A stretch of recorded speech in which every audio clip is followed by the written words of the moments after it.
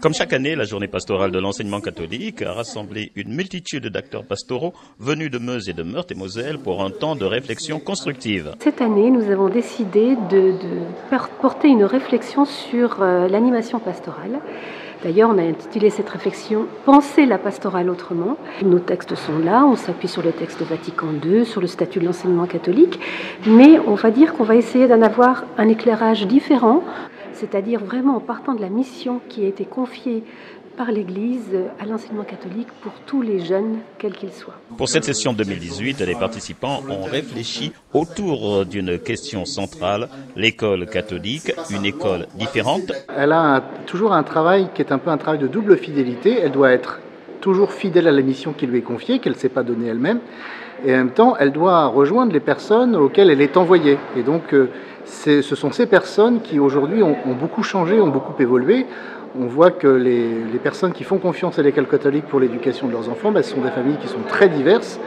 Loin d'être toutes des familles chrétiennes, et c'est plutôt l'inverse qu'il faudrait dire, c'est que dans certains lieux, ce sont les non-croyants, je ne parle pas forcément des croyants d'autres religions, mais ce sont les non-croyants ou les indifférents qui font le gros de nos établissements scolaires. Et pourtant, notre mission elle est toujours valable, et c'est une mission qu'il faut qu'on se remette un peu en chantier, un peu en projet, pour pouvoir la vivre sans que nous perdions notre mission, notre identité, parce que ce public a changé. Il faut qu'on se réapproprie au contraire notre identité pour mieux rejoindre les personnes auxquelles on est envoyé.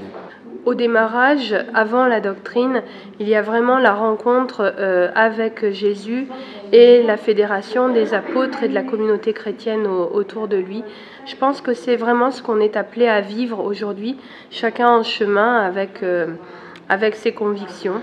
Moi, je retiens l'image du petit graphique où on a un petit espace entre tous les cercles et le petit espace est réservé au chef d'établissement et il est le lien pour fédérer les projets, fédérer tout le monde. Donc, je me vois bien dans ce petit espace. Je pense qu'il est important que dans ce genre de journée, on voit déjà qu'il y a tous les milieux qui sont représentés, que ce soit la direction, les enseignants ou justement, comme moi, plutôt membres employés.